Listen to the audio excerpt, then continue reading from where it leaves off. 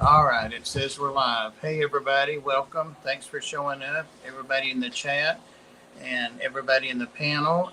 Let's see, we've got the Chattanooga Ed, we've got Mike's Fish and Things, and we've got the Dee Dee's Finned in here. And our very special guest is, um, Jesus, had a blank out, the Chubby Guppy. It happens all the time. The Chubby Guppy, Tim Arnold. So, and Thank Tim's you. in the Midwest area, and he's for those of you that have been around in the fish fam a while, he's definitely a fish fam OG. He's a breeder, guppies mostly, and he's an IFGA member and several other organizations. So I very have to well admit, known. I don't think I've paid my dues this year. I need to get those paid. Oh, better pay him.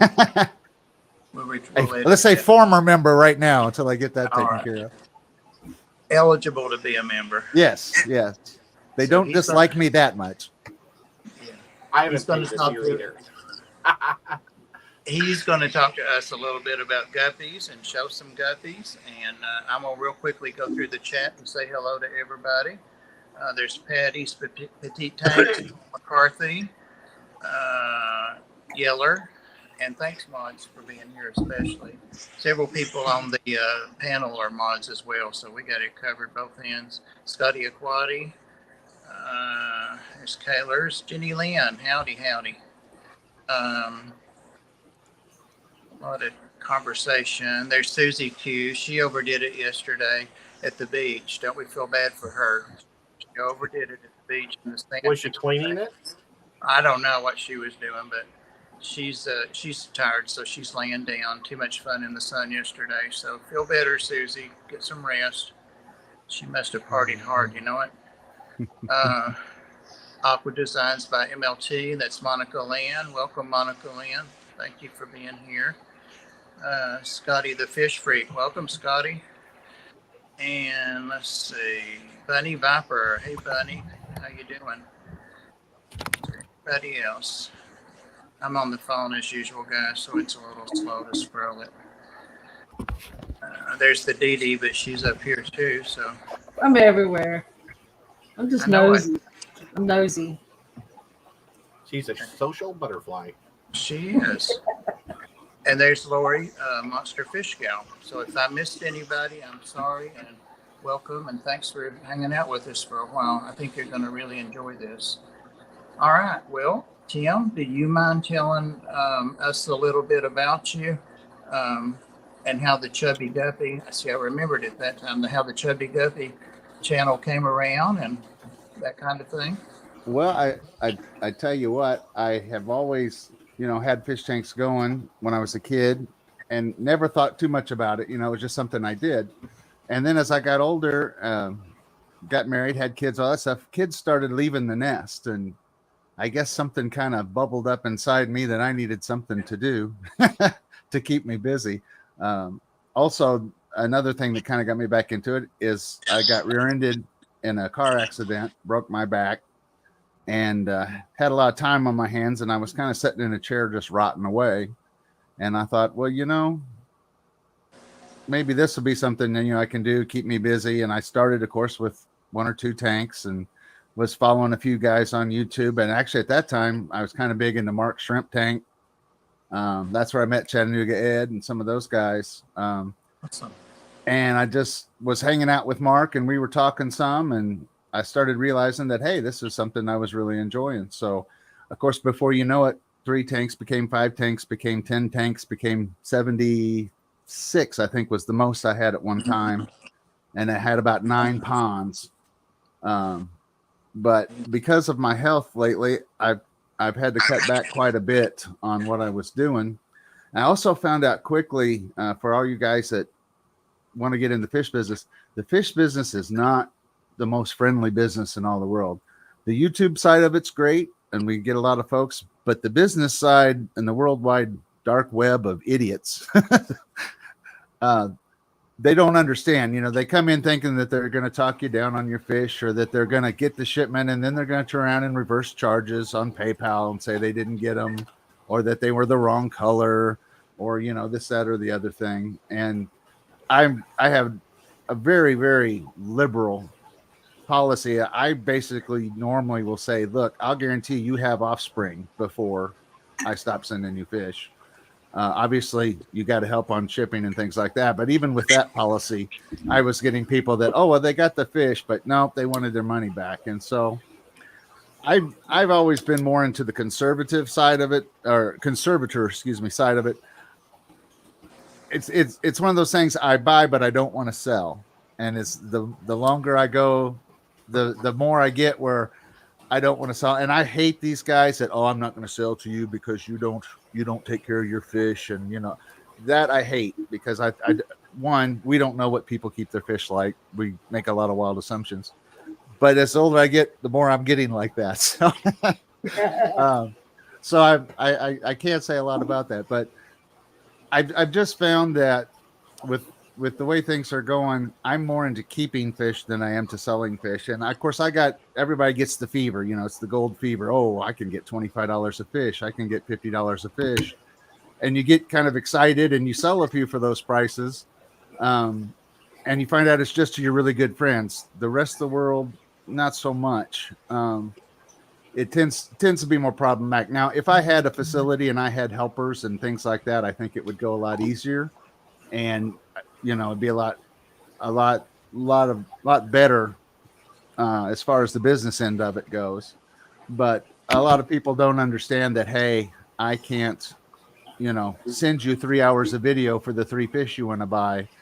And no, I can't guarantee they're going to look exactly the same color when you get them, things like that. So I kind of ran into it, you know, all excited, and then realized that, hey, there's a lot more work to this. And I think a lot of people don't realize, when you're keeping 70 tanks, it's a lot different than when you're keeping 2 or 3 tanks at home. Now, in this process, I've learned a lot. You know, one, if you're going to keep a strain of guppies that's solid, you're going to have multiple tanks. You're going to have probably 6 to 9 tanks for one strain if you want to breed for guppy competition. You just really have to devote that kind of time and effort. And daily, you're going to have to go through your fish. You're going to have to separate your fish. You're going to have to love your fish and just do all kinds of things to get those perfect fish. And I think that people get stuck on this idea that I'm going to get a breed that breeds true. And the simple fact is there are so few breeds that breed true. And true being 95% or better is what the guppy folks want. It's very, very hard to reach that. The Hawaiian Blues is one of the ones I've come closest to. And of course, the better you start with, the easier it is to keep. But that's just something a lot of people don't realize, the commitment to get to that line. Now, what I do is I found out I don't have the heart to go and do the competitions, because I just don't have the time or the physical ability to keep up with them that much. So there's a lazier version, and it's what I do is you have colonies of your fish, and you do your best to pull those fish out that don't meet your criteria. And that's the first thing you got to do, is you got to come up with a criteria. What do I want my fish to look like? What are traits I don't want in my fish? What are the traits I do want on my fish? And then you just got to start working your way towards that. But if you do it in a colony style, I suggest you do a couple of colonies, and then have a few tanks that you can say, okay, that fish there, he's gorgeous, you know, and you can pull him out, put him in a little tank, and then do the same thing. Go through your females, find the fish that you think has the traits that you want, the colors you want, pull that female and put that with her. Now, that'll get you a sloppy version, because that female, obviously being in that community tank's been hit before. So there's no guarantee the offspring are going to be that fish, but at least you know the offspring of that fish have the traits of that female that you want. And so you've kind of created a new colony with these gorgeous fish. And if you do that enough and keep working on it, you can actually do quite a bit in a strain in a relatively short period of time. Now, another thing people don't realize is they think this is going to happen in 1 or 2 baby hatches. This is years. If you're going to start shaping guppies serious, you're going to spend years. Sometimes people spend 5 to 10 years to get a line stable when they come up with a new strain. And that was another thing that was very disappointing. If I wait till all my guppies I've been working on get to their strain, I'm going to be an old man. So that was another realization that kind of popped up is, okay, I'm not going to be the absolute best guppy breeder in the world. So I said, okay, I want to do one thing and want to do one thing really, really good. And so that's why I started really concentrating on the Hawaiian blue Moscows. They just interested me. Can I ask you a question? Sure. Probably a dumb question, but it popped in my head. So, do you ever use unhit young females? I mean, do you ever start that way? And If I can, I will. And a lot of times I'll do that. If I find a female by herself that I like, I might just pull her into the tank and let her have a hatch, see what comes out, and do that sort of thing. And then once you have that hatch, start pulling the males out as soon as they come out into the next tank. And that way you have just those unhit females in there. And the mama you want to put back into your colony tank as soon as she has the babies. Otherwise, by herself with those babies, she tends to eat on them. A lot of people might or might not know too that guppy strains are very different. So one breed of guppy might devour its young the second it has them. There might be one following the other one around, eating them as she has them. Other breeds of guppies won't touch their young. It just very, very seldom. And part of it has to do with what you feed them, what their needs are. The biggest thing is if you've got females that are producing in a colony, you're not limiting when they breed, so they just free breed as much as they want. So they tend to really want a lot of protein in their diet. And so if they're not getting that protein, they will start to predate on their young. So that's something to think about. The other thing is there's a lot of folks that go the bare tank and then folks that go with the substrate and stuff. I found that kind of a hybridized version between the two. I go with a very light substrate, just enough to cover the bottom because the fish aren't comfortable with a bare bottom tank. They tend to be more skittish. They're not as outgoing, it seems. They tend to hide behind filters, things like that. So I found that if you just put enough on the bottom to cover it, and then I'll put about the same amount of substrate versus crushed coral. Where I'm at, I probably don't need the crushed coral because we have hard water right out of the tap. But a lot of folks that are having problems with guppies, it's usually because their water is going acidic on them. They've probably using a standard substrate that's, like sand or gravel that's not active with the water. And so it doesn't give a whole lot of buffering. And what I find is if you just throw that crushed coral in there with it, that'll always make sure no matter what, you'll have some buffering to keep you from going to a negative pH.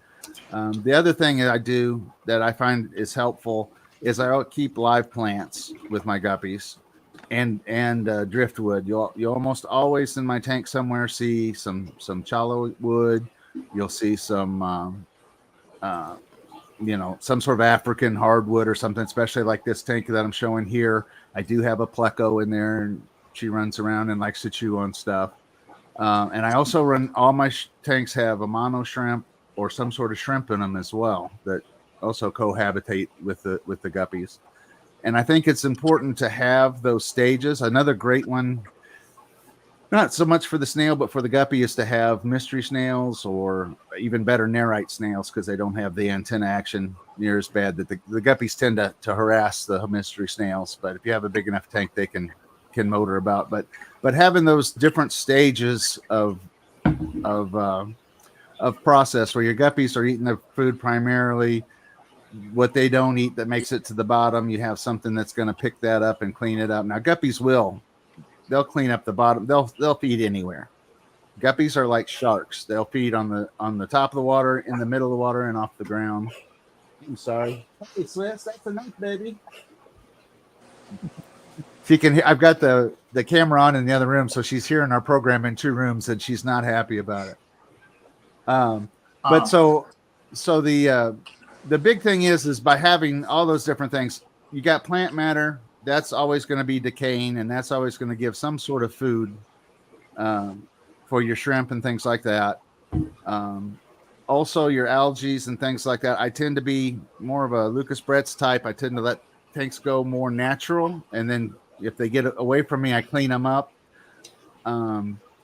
and by having that, you get a more complete cycle. You have the larger fish, the smaller fish, the snails, and the shrimp. Everybody helps break down everybody's waste. If you're overfeeding your fish, people will say they don't, but yes, snails and shrimp eat poop all the time. Your fish will too if there's enough good material in it. And it depends what you're feeding your fish. But that's usually a sign. If you see that happening, it's a sign maybe you should cut back your food a little bit. You might be overfeeding, but by doing that, you get a lot more complete cycle. By having plant matter and your calcium, you've got everything in there that your water's going to need. And it's going to find its balance. And I hear so many people going on about they want to get their water just right. Especially when you get with the shrimp guys, they're so worried about it being so many parts per million and this, that.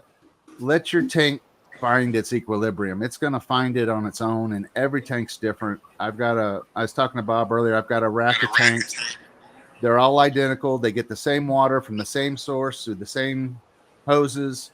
But I got some of them that have just gone rogue, and they have some of the most bizarre, deep black, red algae and stuff growing in them that are just completely foreign to the other tanks.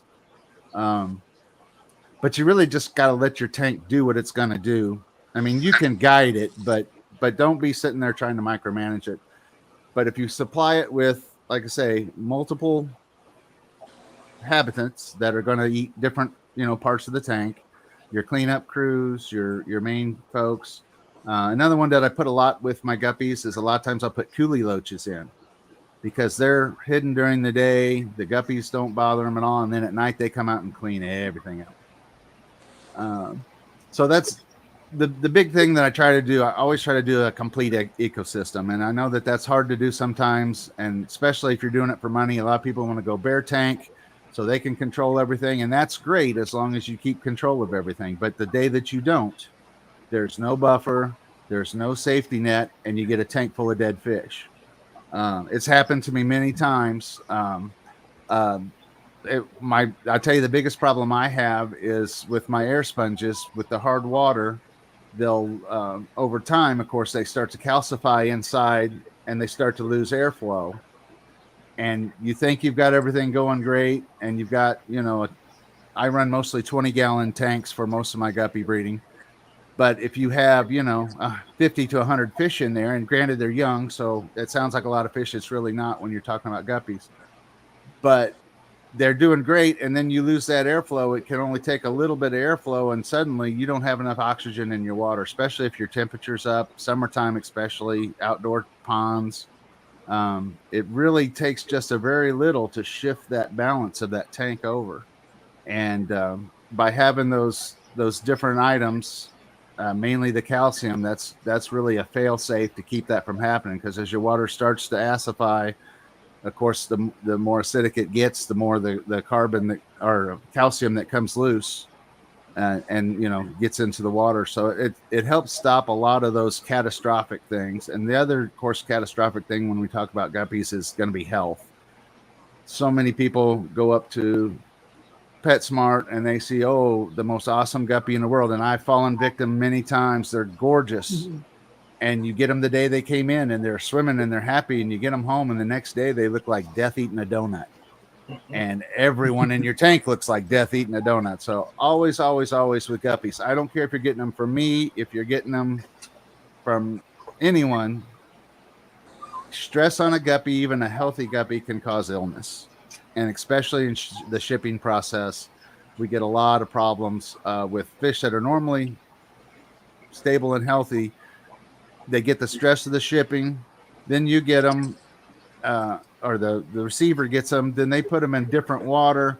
That stresses the fish even further. So you've had a fish that's taken out of its water, probably put in fresh water to ship with some chemical.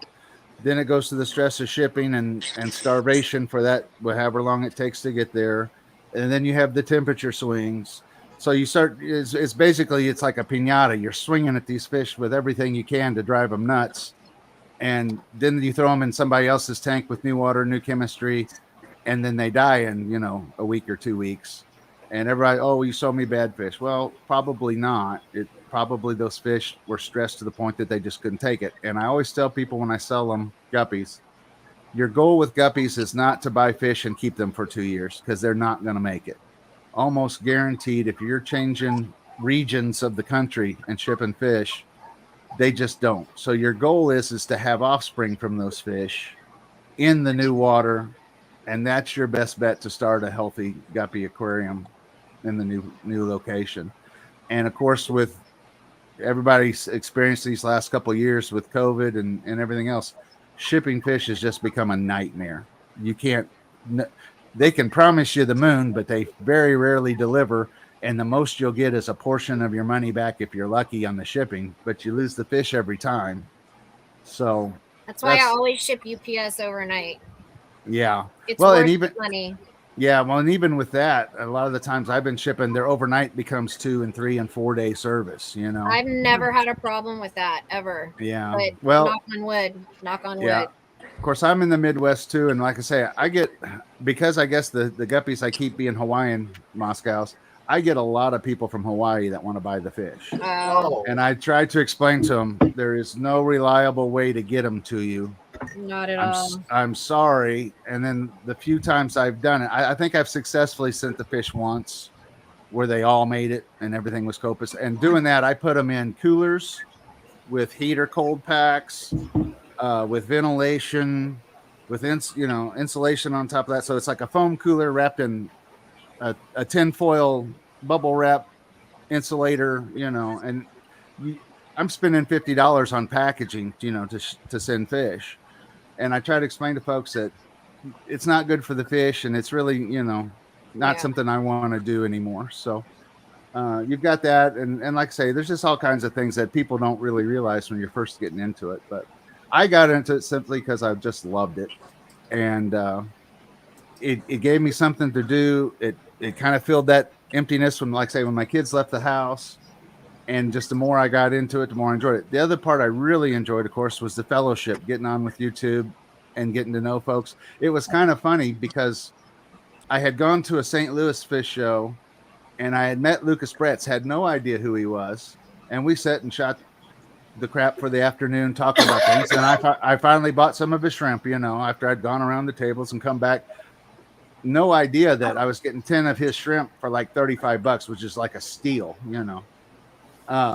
He normally gets like $8 or $9 a shrimp, but for that day they had some specials. And so I got him, didn't know nothing about him. Well, it wasn't until I got home and started playing around that I just did a search, because I thought I wanted to ask him a question about something. And then I thought, oh, wow, he's this big YouTube dude, And so I started following him on YouTube, and we got to be pretty good friends. I know some of his friends here in St. Louis, some of the Rainbow guys, Gary and those guys. So they're in my fish club. So I go to St. Louis every time I go to the fish club. So I got to actually meet him again later and buy a bunch of stuff off of him. And that was really what kind of kicked me out at okay, I'm going to do this serious.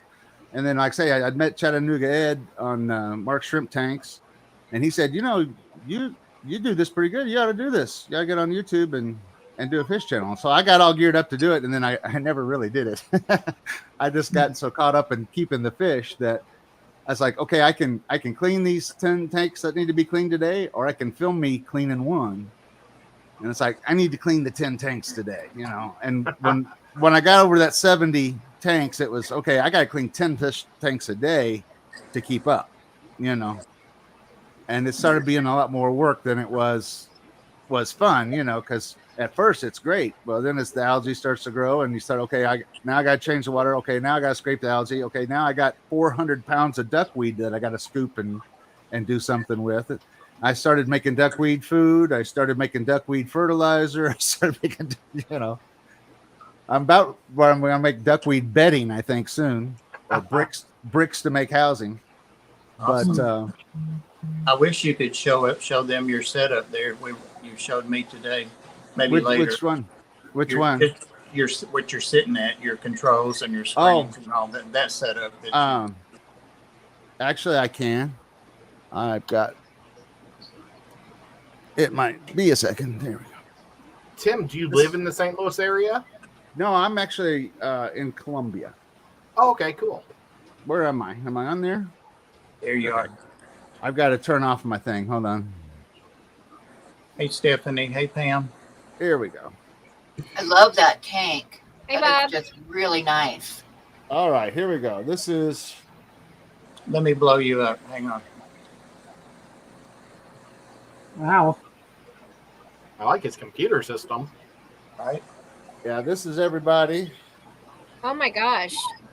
And then I've got the mixing stuff and things like that. I can actually stream all live from there.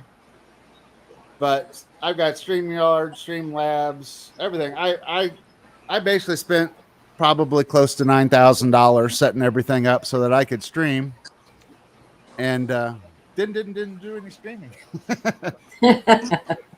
I got busy in the other side, and that's probably what I'm gonna try to do more as I back down the tanks and stuff like that. Like I told Bob, I'm gonna go more to my automated tanks. I've got a whole rack.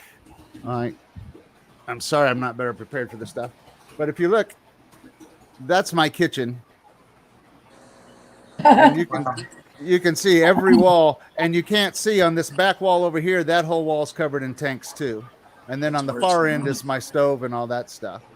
But these tanks here, I have all set up where they all autofill. They have overflows that all flow down into the bottom. You see these black tubs in the bottom.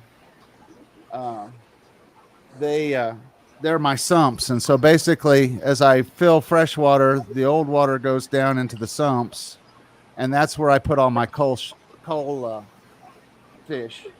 So if I go down and open those, and on my YouTube channel you can see there's some videos of those tubs.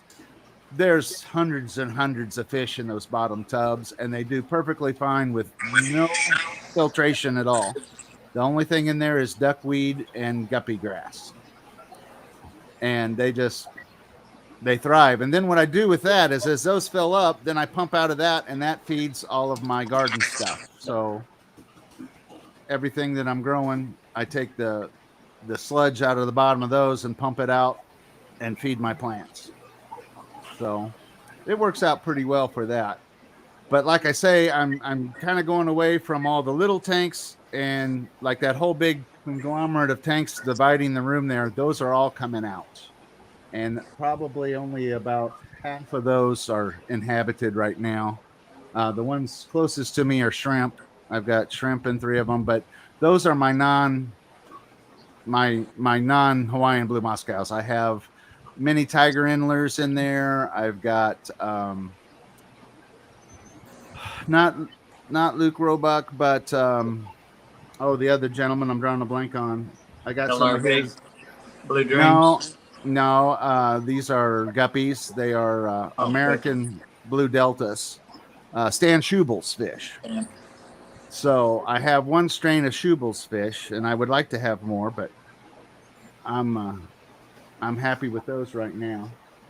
But and then I have, like I say, 5 or 6 different mutt varieties that I'm slowly gathering up.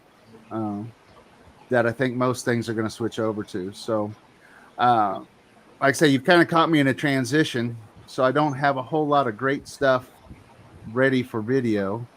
But, and I also had something else that folks don't realize too. When you get to be this big and have this many tanks, when sickness does come, it comes severely. So it wasn't that long ago. I actually lost a lot of fish.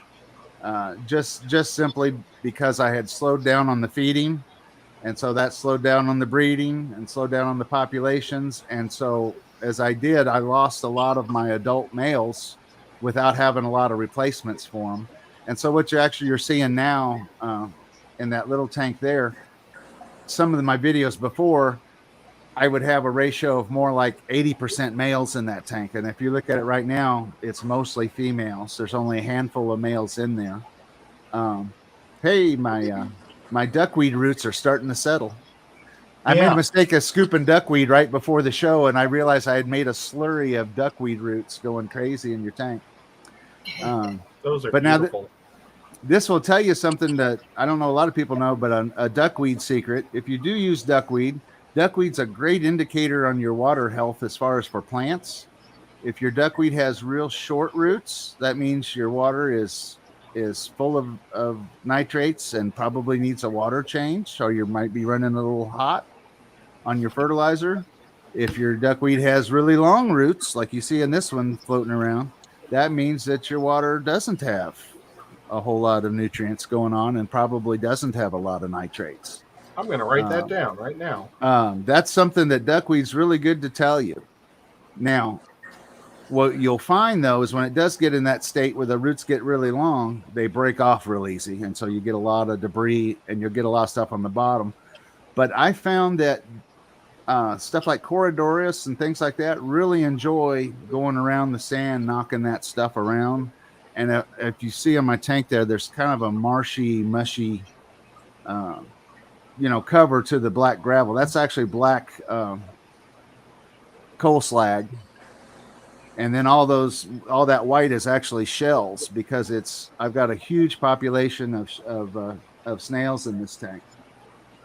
And so over time, their shells work their way up out of the soil. And so it's become its own calcium source. But, how is that? Long roots are good, short roots are bad? The short roots tell you that your water is full of nutrients. So it could be good. You might have just less fertilized, or it could be that you got high nitrates. Gotcha. And so that's if you're not getting a whole lot of root, that probably means it's probably need to increase your frequency of water changes.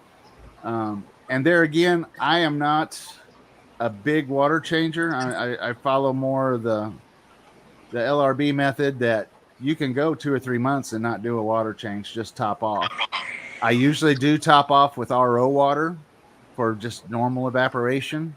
And then of course in a water change, I don't add anything for my guppies, because like I say, we get really hard water out of the tap, about 8.2 pH.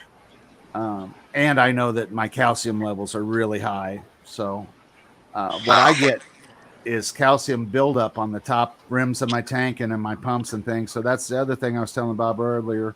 I've almost done away with all mechanical pumps. Now this tank does have a small mechanical pump. Well, actually it does have two. It's got an old Magnum 250, which is a big pump, but it's so awesome, clogged that I get just a trickle flow through it. And what I'm actually doing with it is I've got it set up where it's running in an anaerobic state. And so if you pop it open, it actually is stinky inside. It's got low oxygen and it's bringing the water. And if you see on the far left of the picture, the water's just barely moving in.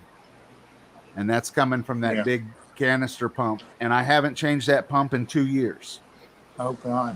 Yeah, it's meant to be a slow moving pump. I wish they still had those Magnums. Oh, yeah. I buy those up every chance I get. I've got about 4 of them that I found at garage sales and stuff. They're just awesome. Especially for these are 50-gallon tanks that I'm showing. I like the 50-gallon breeder or the 40-gallon breeder. That's what I do for most of my colonies. It's got to be at least 40 to 50 gallons. And then, like I say, the biggest thing is try to create as natural environment as you can and then let it go. And like I say, with guppies, as long as you have plants and your water's not sour, as long as you have, a decent water stability and you have plants, you're going to have success with guppies. Now, you might not right away. It might take a few months for things to settle in and that sort of thing. And a lot of people think, okay, well, plants are a hassle and expensive.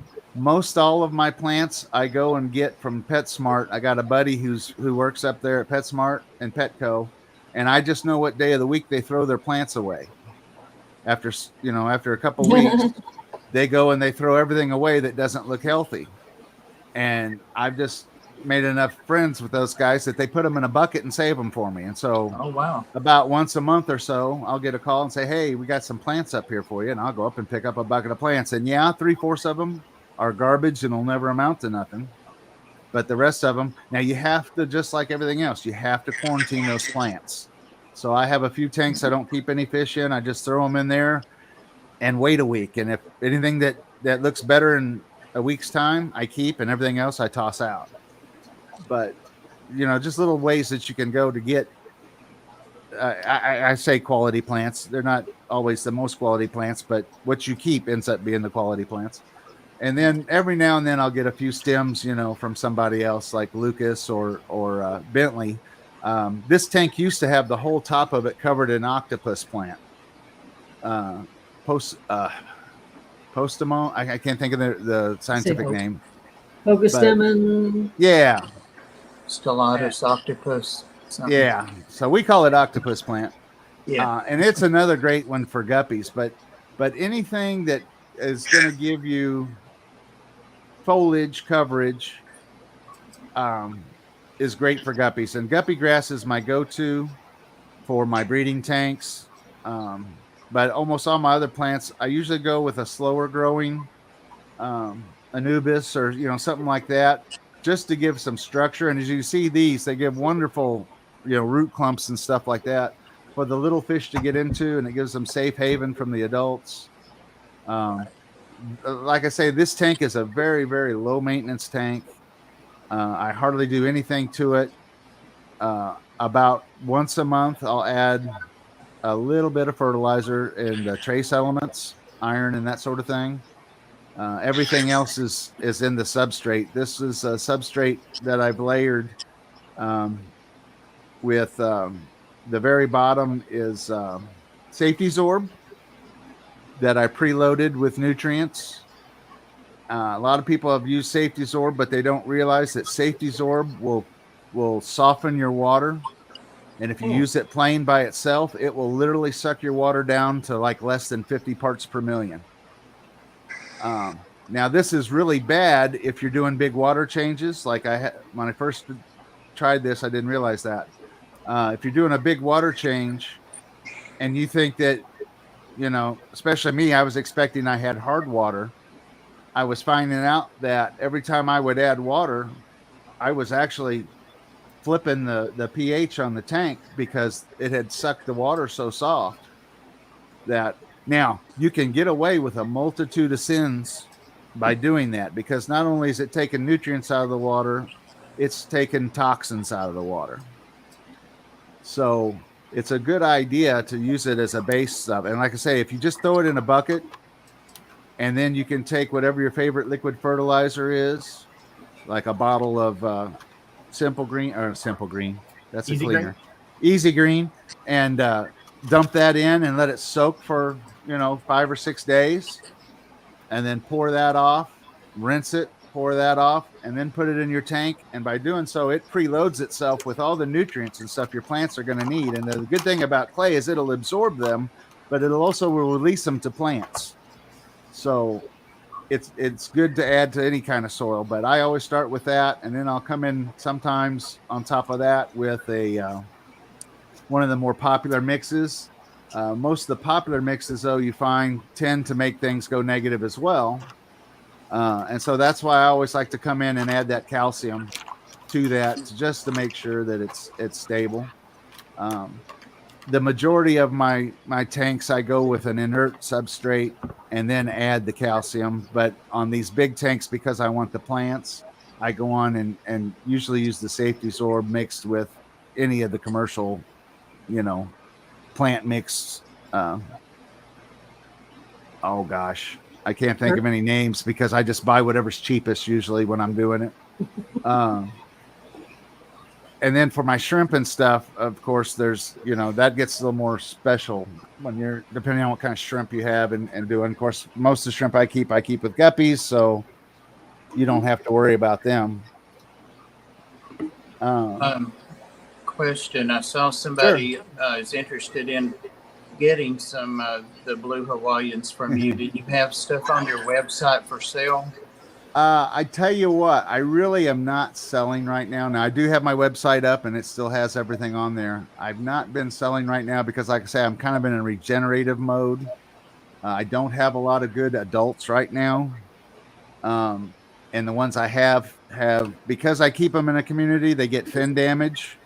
And, of course, when you're selling high-dollar fish, no one wants to get one that's got fin nips and they want the pristine. So I haven't pulled any out just for sale. Now, certain folks, if they want to get with me and they can be patient with me, I can probably get them some younger fish if they want them. Prices on the website, none of that applies anymore. I need to get on there and change that. When I first set these up, I set the price high because I was respecting the person I got them from, because they were selling them high and I didn't want to buy their fish, breed them, and undersell them. Since then, their prices have come down. I think Bentley's doing a deal with Redfish Bluefish and his shop, where he's been selling them to him, and I think they've been selling them at about $35 a couple. So that's probably more in the range of what we'd be looking at, probably for a trio, probably $40-50 for a trio. But like I say, I'm not real anxious to get rid of any right at this moment, but I would do that for anybody who's in the group at some point. We could get them hooked up with some fish. Now, Bob, you had some of these at one time. Do you still have the blue Moscows going? Yep. I still have the blues and the reds. Yep. Oh, okay. Yeah, I know sometime I was supposed to trade you some blues for some reds, and I got lazy and we never did it. And then I have another, like I say, I have another ones that are, they're called purples. And they really, the purple and the blue, depending on the day, could look like the same fish. The differences on the purple is the color's a lot more velvety, it looks like a velour, satiny finish. Whereas on the blue Moscow, it's a lot more metallic. Now on a really good blue one, you'll see that super dark green sheen in its skin. You get the light on it just right. You'll see that dark green color that shines through. And then on the purple ones, it's a much deeper blue. And to some people, they still think it's blue. To other people, they think it's purple. It just depends on how you see color and what lights and stuff you're using, that sort of stuff. But and I have some of those too. And like I say, they're not quite as long finned as Bentley's. Of course, Bentley's, being that they were raised for so long in soft water, they were a little bit different when I first got them. It's almost like they were anemic at first. The hard water, it was hard for them to get used to the hard water again. But once they did, they really did take off. Now, I did find out too, these fish love to be outside. So for folks who do get their hands on them, they're a great fish for a pond, things like that, because you get that sun on them and their color just really gets crazy. And why I'm talking about it, the funny thing about the Hawaiian blue Moscows is guppies do not have blue pigment. There is no blue pigment in fish. It is all done with translucent layers in their skin.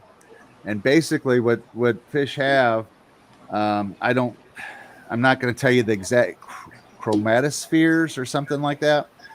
It's almost like in their skin, they almost have like little lens irises. They can open and close these openings in their skin. And by doing so, they change the translucence for the light to come in and out. And so the main pigments, I think, are black, yellow, and red.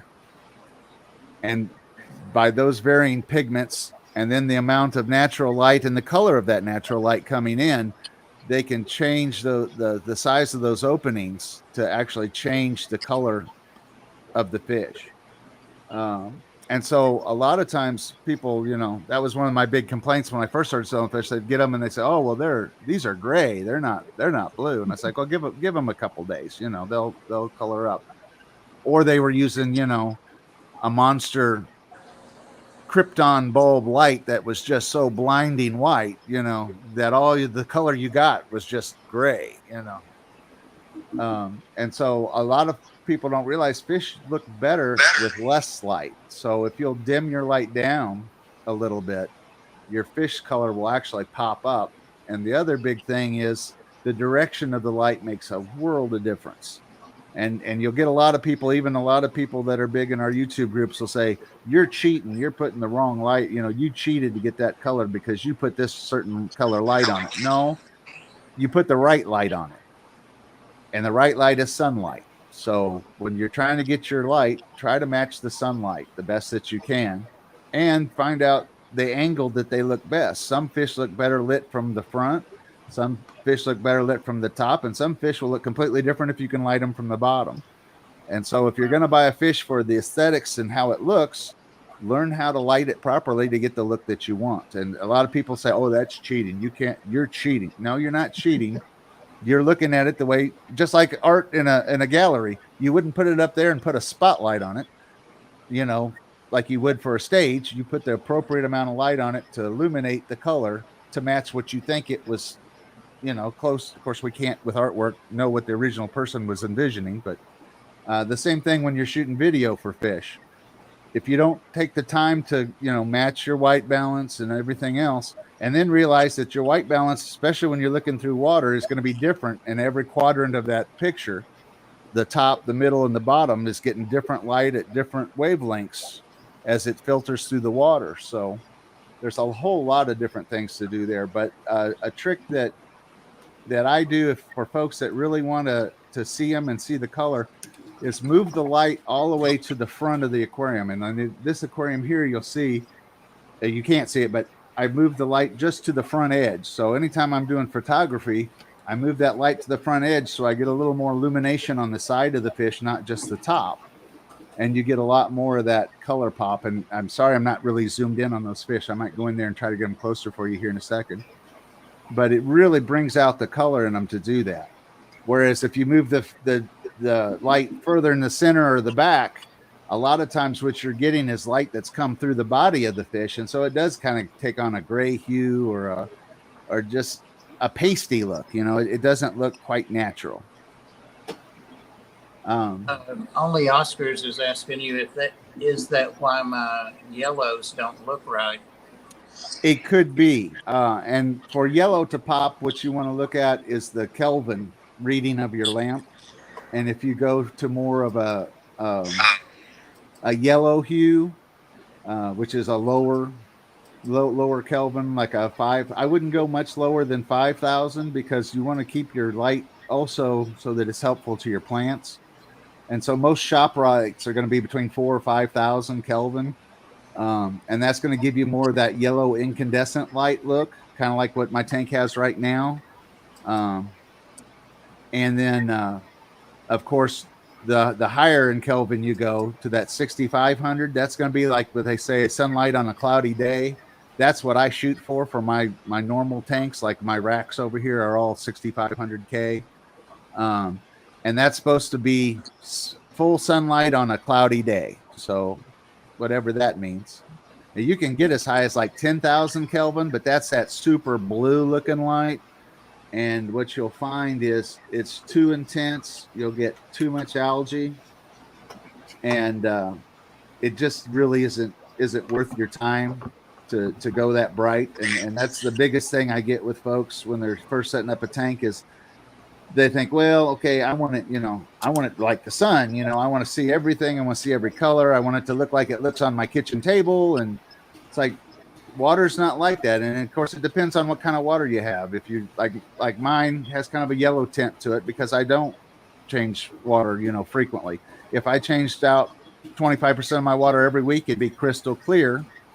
And you'd see the exact color as it is, but it kind of loses the ambience. To me, having a little tannin in the water, having some wood, some leaves degrading, things that put a little bit of tannin in the water, one, it helps your fish's health immensely.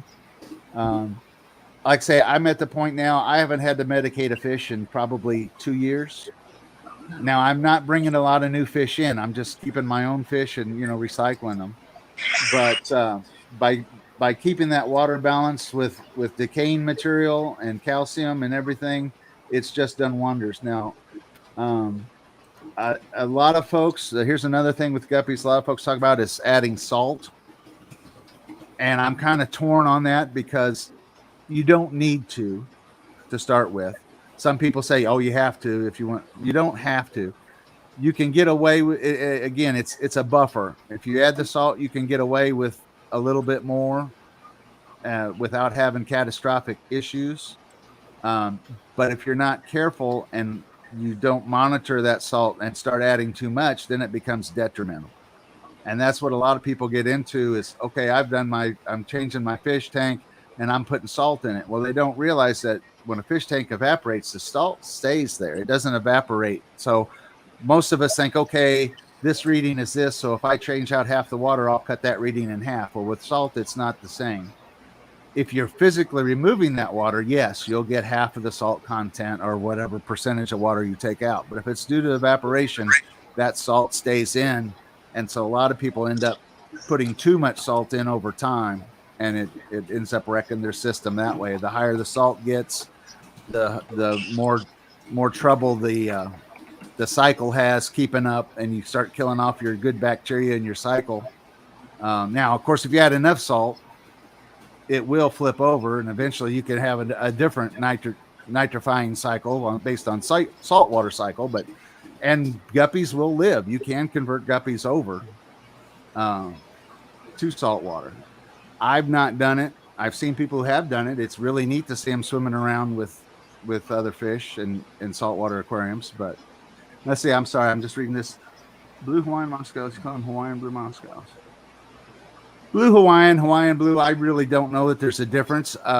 If you go and search the web, you can actually still find his original website where he was selling them, Luke Roebuck. If you just do a search, it is archived, and you can see how he had it all done himself. And I honestly don't remember which order it's in, but you can go see pictures of his fish. And at the time that he passed away, I think he was selling them for $50 a trio. And it is kind of neat to go see. And in fact, I'll warn people, when you go looking for Hawaiian Blue Moscows or Blue Hawaiian Moscows, you will find almost every one of them has stolen their picture from somebody else. So the quickest way you can check on somebody selling them is check their picture in Google and see where it came from. And 9 times out of 10, they've stolen one of Luke Roebuck's pictures and they're trying to use it for their own. Or they've stolen, because so many people were getting caught with the pictures, they started stealing them out of people's videos, taking still shots out of people's videos. So you will not find Hawaiian Blue Moscows on eBay. Very unlikely to find them on Aquabid or any of those places either. If you want them, the best source is going to be Bentley Pascal. Pasco, excuse me. I have a buddy Pascal, and I always get them confused. Redfish, bluefish, like say, who gets them from Bentley. I've got them from Bentley, and I'm sure there's a handful of other folks that have them. I don't know many people that are selling them. But those are the only truly reliable sources that I found that I can say 100% came from the original line. And when you look at the fish, mine came from Bentley. Yeah. Yeah. And when you look at them, you can tell. And like I say, the telltale sign is going to be they've got that deep blue color, but when you shine the light from the side, you're going to see it's almost like a green metallic flake in them. It's just this really cool subcolor. Now there are other blue Moscows that are blue-green Moscows that have a very similar look, but like I say, if you once you've studied it long enough, you can kind of tell the difference. There's just a little different look to it. And I'm actually going to go look and see if I told you about that website. We might be able to find that website. They're telling us that our time is almost Oh up. my gosh. Almost. Well, we need to do another one. Let me get this in while I'm talking about it, because I know that we've just barely got started. Awesome. As far as health of the fish, and this is the biggest question I get over and over and over, why are my fish dying? 9 times out of 10 in guppies, it's gonna be because of Columnaris, and it's a horrible disease, and it can wipe your entire fish room out. And it won't affect just guppies, it can affect many other fish. And I tell you, where I go and where I talk to is American Aquarium Products. Are you talking about Columnaris? Yeah, Columnaris. So there's Canalanus worms and Columnaris. Yes, Columnaris is the outside. Now, is deadly. that's the outside skin fungus that most people call cotton disease, cotton Cottonmouth. wool, or cottonmouth. I just recently had it. Yeah. No. If you go to American Aquarium Products, they sell a lot of saltwater stuff, but they have one of the best resources for water and for medicines. They go through every kind of medicine there is. They go through legacy medicines that used to be available and what the best substitutes are now. They really get into a lot of the fish water chemistry that no one gets into. Yeah. And it's so important that people understand that if your water chemistry is not right, your medications aren't going to work right either. Your fish aren't going to be able to dispel fluids and stuff properly, and that's where you start getting the body swell up, and bloating and things like that. And especially with live that have babies so often, they are just so susceptible to these type of diseases because they have so much, open wounds during the birth of the babies and stuff like that. And so if you would just go to that webpage and just go into the search and search water quality, and it has just a really big section that just takes you through water quality and basic water chemistry. It'll take you through so many things that'll help you for any kind of fish. I say guppies, any kind of fish. They really have a great reference there. And almost everything I do as far as health of the fish, I derive from their treatments. Now, I've searched a lot of other folks, and there's a lot of other folks that approach it differently, but those guys just really have a great handle on things. And they have the business where they were taking care of fish for decades, so he's built this knowledge over time.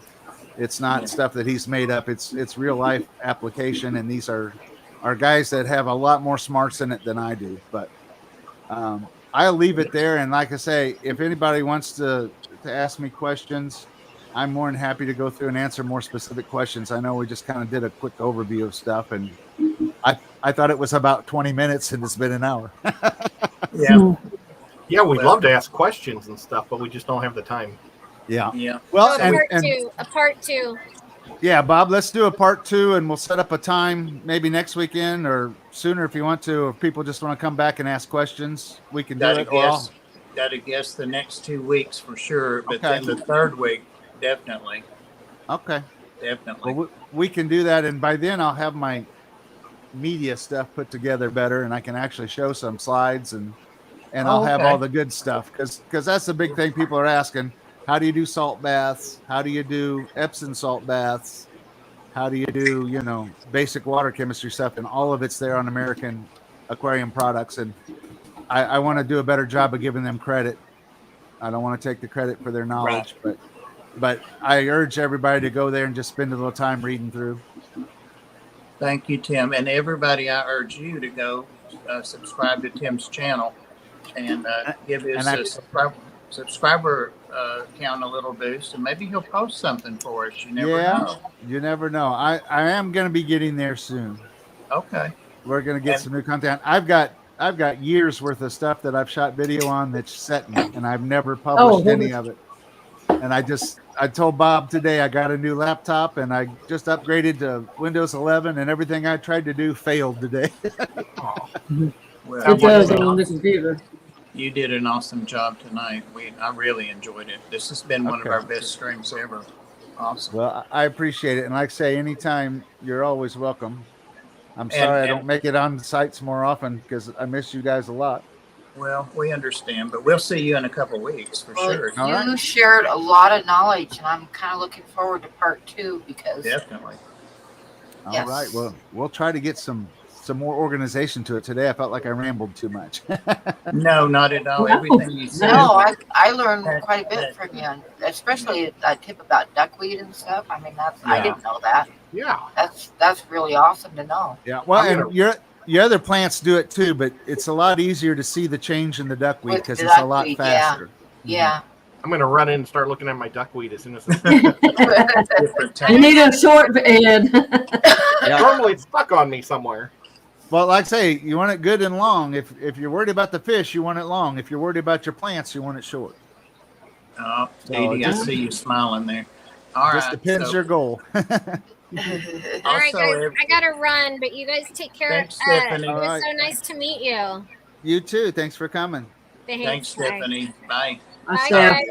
Be sure, guys, and subscribe to Stephanie and everybody else on the panel as well. These channels are all great channels. That's why they're up here. They've all got something awesome to offer. So that's why they're sitting here. Yes, you Yeah. do, Dee Dee. Yes, you do. And if you're bored, guys, pick somebody's channel and just start playing their videos in the background someday. right. And everybody who's got a channel, put a playlist together of all your videos, and that way everybody can give each other a boost when you're working in the garage.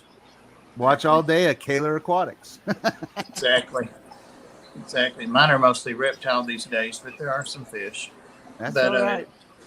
Thank you, moderators, and thank you for everybody in the chat and lurkers and people that will be watching the replay crew. I always forget them. So awesome streaming. I can't wait till the second part. Thank you again, Tim. All right. No problem. Like I say, anyone who has questions, stuff, put them in the comments on this video, and I'll try to have them Yes. answered for our next one. Excellent. All right.